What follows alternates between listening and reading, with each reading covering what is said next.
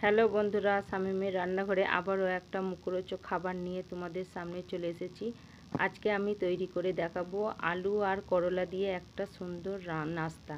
তোমরা আলু করলা ভাজা খেয়েছো বা তরকারি খেয়েছো, কিন্তু আলু করলা দিয়ে তোমরা চপ কোনোদিন খেয়েছো কি আমি জানি না। এখানে আমি এই দেখো আগে থেকে কুচিয়ে রাখা আমি আলু, আর এখানে কুচনো করলা, আর এখানে আছে বেসন, জিরে গুঁড়ো, হলুদ গুঁড়ো, লঙ্কা গুঁড়ো, পেঁয়াজ কুচনো, লঙ্কা কুচনো, আদা রসুন বাটা, নুন, আর এইখানে নিয়েছি আমি জল, আর এইখানে নিয়েছি অ্যারারুট দিয়ে চালের গুঁড়ো বা অ্যারারুট, আমার চালের গুঁড়ো নেই, আমি অ্যারারুট নিয়েছি।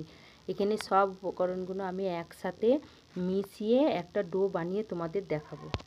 এই দেখো সব উপকরণ দিয়ে ভালো করে মেখে আমি একটা ব্যাটার তৈরি করে নিয়েছি। এবার এদিকে আমি আগে থেকে কড়াই বসিয়ে আমি তেলটা গরম করতে দিয়ে দিয়েছি।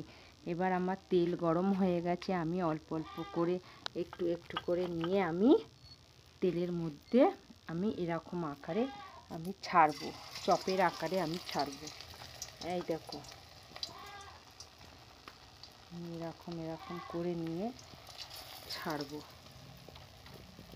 এই দেখো আমার সবগুলো চপ আমি তেলে ছেড়ে দিয়েছি। আমি হালকা আঁচে এরকম করে আস্তে আস্তে লাল লাল করে ভেজে নেব। আর এগুলো আমি এক পিঠ আমার হয়ে গেছে, উল্টে দেবো। আমার এইটা হয়ে গেছে, আমি উল্টে দেবো।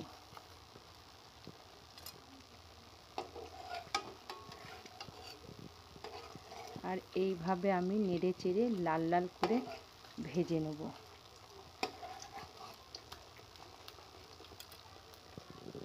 দেখো এইভাবে আমি লাল লাল করে ভালো করে ভেজে নেব। এই দেখো বন্ধুরা, আমার সব পকোড়াগুলো ভাজা হয়ে গেছে। তোমরা এইভাবে বাড়িতে রান্না করে খেয়ে দেখবে কেমন হয়েছে। ভালো লাগলে লাইক, কমেন্ট, শেয়ার করবে।